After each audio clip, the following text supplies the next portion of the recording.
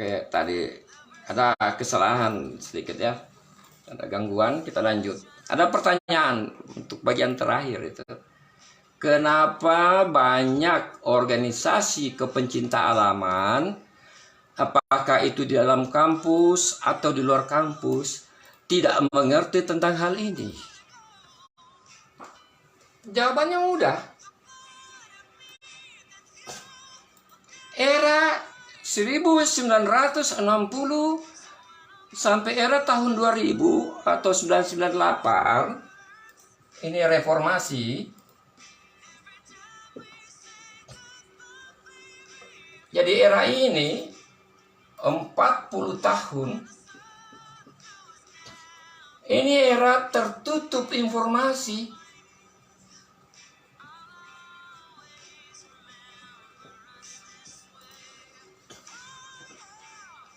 Makanya organisasi yang muncul di antara ini, ya, terutama yang di luar Pulau Jawa,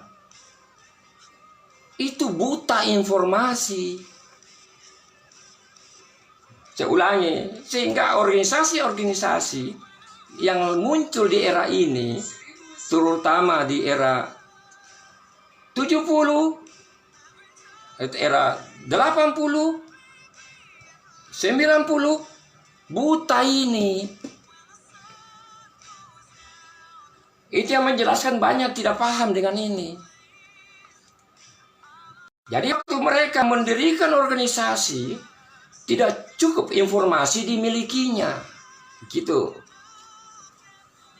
Beda dengan organisasi yang ada di Jakarta. Mereka itu ngerti informasi. Itu yang menjelaskan kenapa ini banyak yang tidak tahu.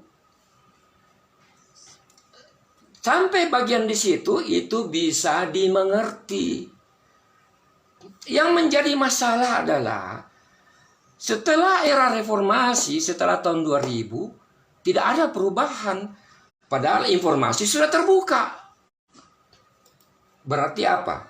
Tidak ada yang belajar itu. Itu masalahnya. Tidak ada yang belajar. Jadi sebelumnya dimaklumi. Tapi ketika informasi sudah terbuka, tidak bisa dimaklumi.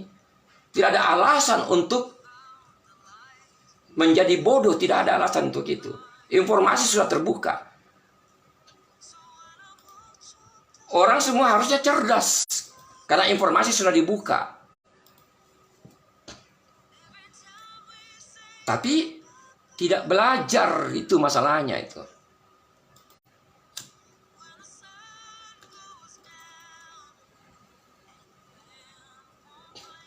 Era sekarang, siapa yang belajar? Dia yang menjadi cerdas, itu yang kita ikuti. Kalau Anda cerdas, Anda benar, kami ikuti Anda. Begitu. Makanya kita disuruh mengikuti para ulama. Kalau kita tidak bisa jadi ulama, ya dengar apa yang ulama bilang. Paling tidak, kalau kita susah mengerti apa yang dia bilang, ya cintai saja ulama. Itu saja. Jangan sakiti mereka.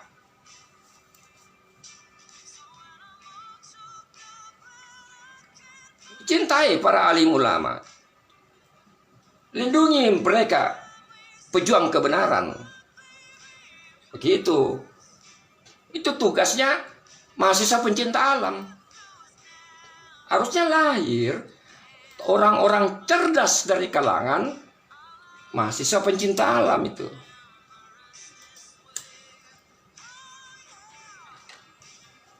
Ini yang menjelaskan.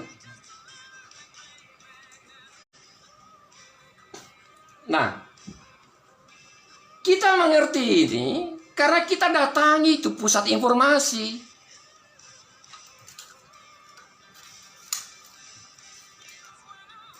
Kita datang ke sana, melihat literasi-literasi yang ada gitu. Kita diskusi dengan mereka gitu.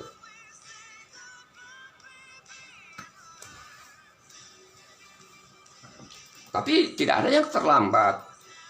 Selama masih hidup ya belajar. Hanya orang mati itu yang berhenti belajar itu. Jadi penutup di live ini, kesimpulannya tidak ditemukan apa itu definisi pencinta alam, tidak juga ditemukan apa itu definisi mahasiswa pencinta alam. Kalau saya kasih tahu begitu, maka ada kesempatan buat kalian yang ada di Sulawesi Selatan untuk berlomba-lomba mencari tahu, mendirikan definisi dari kedua hal itu. Oh, kalau begitu, mari kita kaji. Kita temukan definisinya. Itu, it's okay itu. Bukan, ya pasti ada suara. Jangan kau dengar itu. Itu orang yang macet berpikir akan bicara begitu. Nanti orang dari Jawa temukan lagi definisinya. Baru orang Sulsel ikut-ikut lagi. Sampai kiamat cuma jadi pengikut. Bukan jadi leader gitu. Nah gitu. Kita tidak inginkan itu. Karena sejarah kita adalah sejarah besar di Sulawesi Selatan itu. Tapi dilupakan, itu masalahnya.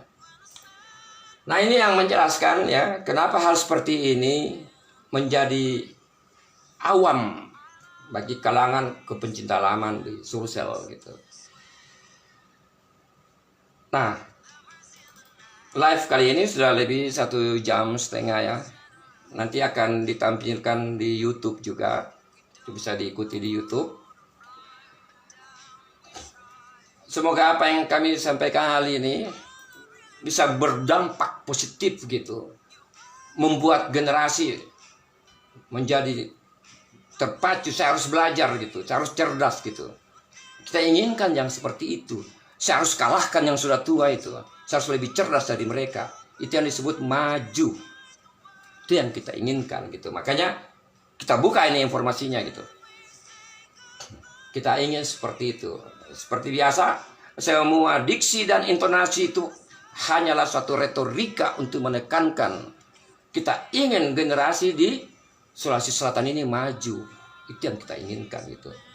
Bukan generasi latah yang suka ikut-ikutan, tapi punya sikap cerdas. Nah gitu. Kira sampai live hari ini sampai di sini saja. Nanti kita lanjut lagi ya. Beberapa live terakhir ini agak kurang teratur karena kita lagi persiapan persoalan Gunung Bawah Karaeng gitu ya.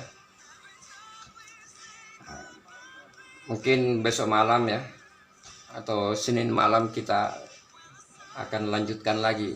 Kita periksa era tahun 70 ke 80. Jadi saya akan bahas per 10 tahun itu. Mudah-mudahan apa yang kami sampaikan memberi manfaat bagi kita semua, dan kita semua menjadi manusia yang bermanfaat. Karena sebaik-baiknya manusia, dimanapun dia berada, dia tetap memberikan manfaat. Ketika dia berada di Gunung Bulu Bawah Karaeng, dia memberikan manfaat bagi Gunung Bulu Bawah Karaeng. Sekali lagi terima kasih sudah mengikuti live Cerdas Berpencinta Alam bersama Nevi James. Wassalamualaikum warahmatullahi wabarakatuh.